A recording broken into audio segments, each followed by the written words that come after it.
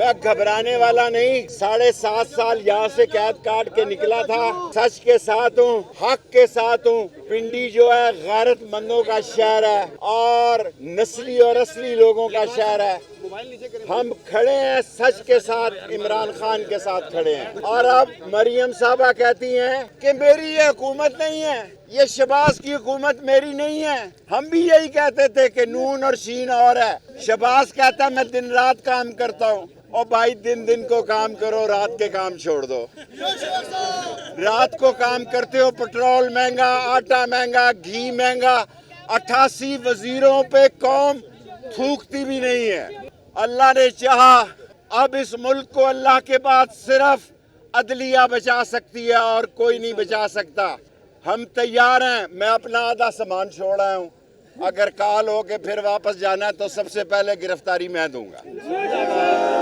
سب دیں گے۔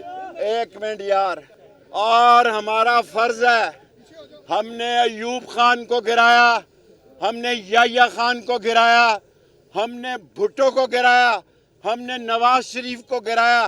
شہباز شریف تم بیچتے کیا ہو؟ تم کس باغ کی مولی ہو؟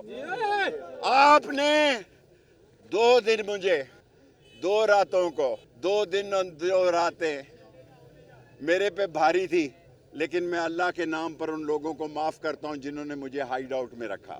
میں بڑا آدمی ہوں، میرا ظرف بڑا ہے۔ میں یہ سمجھتا ہوں کہ معاف کرنا سب سے بڑی کوالٹی ہے، اور جن چوروں ڈاکوؤں نے میرے گھر پہ ڈکیتی کی، میرا سامان لوٹا، میرے فون لے گئے اور 2 راتیں 2 دن مجھے جگراتے میں رکھا، میں ان کو بھی معاف کرتا ہوں۔ میری گھڑیاں، میرا سامان اور میرے پیسے میرے گھر واپس پہنچا دو، ورنہ میں تمہارے خلاف پرچہ دوں گا۔ اور دوسری بات کہنا چاہتا ہوں، سرعام کہنا چاہتا ہوں کہ پاکستان کو اللہ کے بعد صرف انتخاب بچا سکتے ہیں۔ میں چیف جسٹس پاکستان کو سلام پیش کرتا ہوں، میں چیف جسٹس اسلام آباد کو، لاہور کو سلام پیش کرتا ہوں۔ وہ ججز جنہوں نے قانون کے حق میں میری ضمانت لی، میں ان کو جانتا نہیں، قانون جیتا، ان کو سلام پیش کرتا ہوں۔ کل 3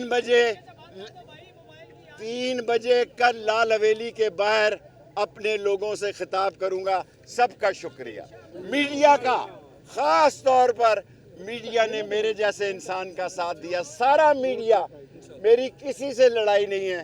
سب کا شکریہ۔ کل 3:05 پر لال حویلی کے باہر خطاب